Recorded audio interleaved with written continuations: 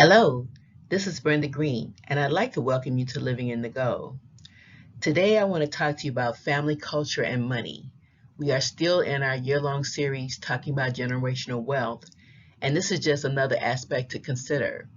When you think about your family culture, you have to go back and look at how you were raised, how you were taught to believe that money worked, if your family even talked about it, if you had little money or if you had a lot of money. All of that drives your culture. When you think about your family culture, maybe you're thinking about the members of your family, that family unit, the next unit, your grandparents, cousins, aunts, uncles. All of those people are a part of your family culture.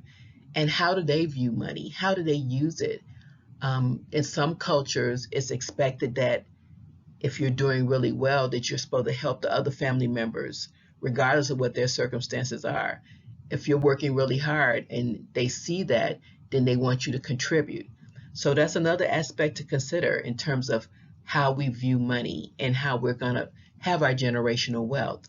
So let's get into it. So I like to think of it as rules of engagement when you're thinking about how you interact with your family, how you look at money as regards to your culture. So the first thing is to think about fear. Now, when I talk about fear, what I'm really driving at is your fear of money, your fear of handling money, your fear of talking about money, the way that you view it. When you have fear, it paralyzes you and it makes you not be as active as you need to be.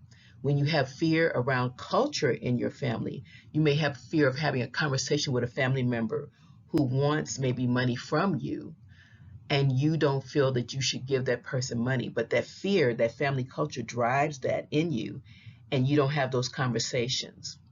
We need to look at it, we need to address it, we need to not be afraid of it, and we need to have honest conversations with our family members in terms of our money situations and theirs.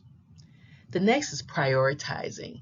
And what I'm talking about here is how we view our money, how we prioritize what's important. Do we prioritize in terms of saving, investing? Do we spend a lot? Are we really looking at the long game? Because when you're prioritizing for family wealth, you're prioritizing what's going to be happening for this generation and the next. So you want to think about that. The other thing you want to do is to leverage. And when you're leveraging money within the family unit, you're having big conversations. You're talking to people in terms of knowledge they may or may not have so that you can share your information so that they can leverage their money better. Because the more you do that, the more healthy your situation will be around money, and not just for you, but for your whole family. The next thing you want to look at is waste. And sometimes there is a lot of waste in terms of how people view money. So again, you want to look at it, you want to see, and one of the things that will help you to eliminate waste is the budget. Is to take a look at the money that you're spending, your expenses, that outflow. Look at those things so that you can rein that in so you have less waste. Another thing to do is to invest to become rich. I can't stress that enough because investing is, again, another part of building that generational wealth. And when you're investing and you're learning more about it, you want to share it with your other family members. I know, and it may sound funny, but with my family members, when I get a stock tip that I think is pretty good that I've invested in or researched, I'll share that with other members of my family who are starting their investing lives because I think it's important that I just don't sit on that information, that I make sure that other members of my family have that as well. The other thing to consider are pressure points. And pressure points are when things are a struggle, it can cause pressure within a family. So understanding when those things happen, having things in place to help people when they have those pressure bills. If you know there's a family member who was laid off, as a collective, maybe you could talk among your family members in terms of, is there something we can do to help that person to alleviate some of the pressure that they're feeling?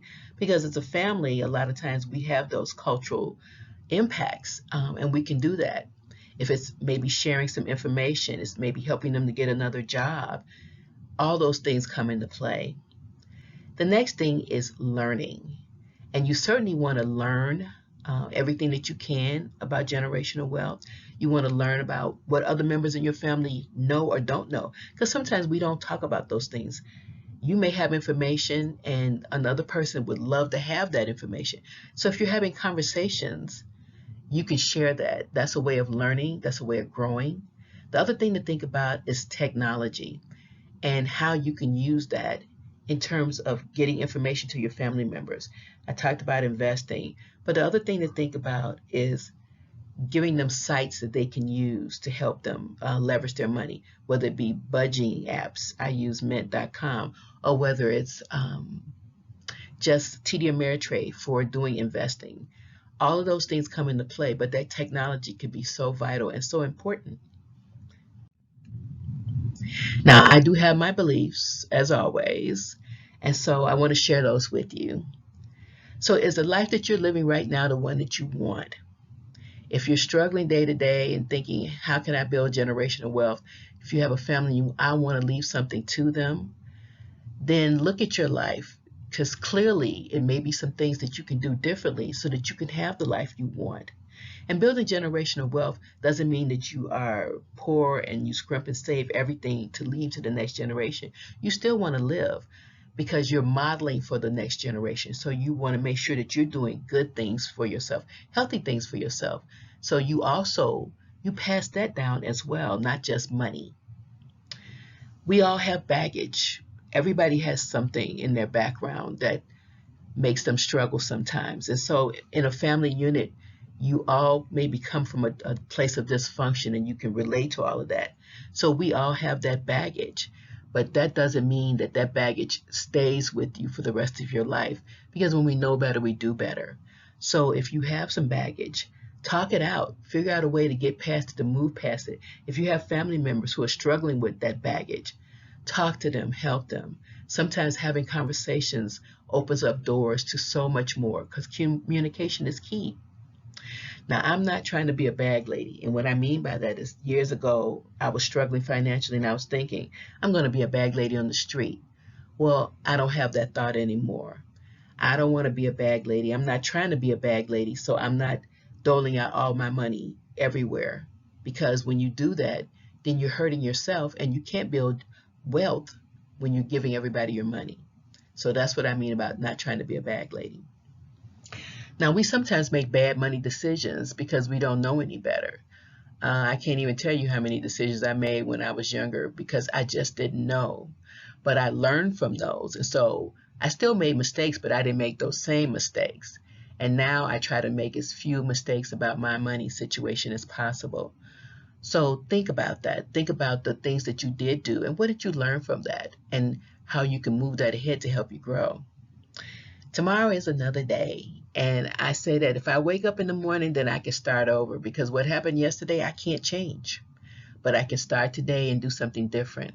So you want to think about that as well. When you're thinking about your family, the culture that you live in, if it's not the best one that it could be, tomorrow's a new day.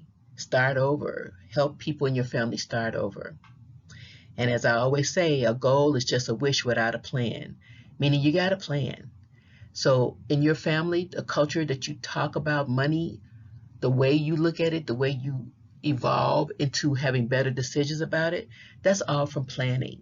So sit down and plan with your family. If people are struggling, help them. If they want that information from you, be willing to give it. And sometimes people aren't at that same level. They may not get there when you think they should, but when they do get to that point, be ready to help. So as always, I want to thank you so much for your time and your attention. I hope this was helpful for you. If you like this presentation, please hit the like button. Please share it. And if you're not a subscriber, then I encourage you to do that today. So thanks so much and have a great day.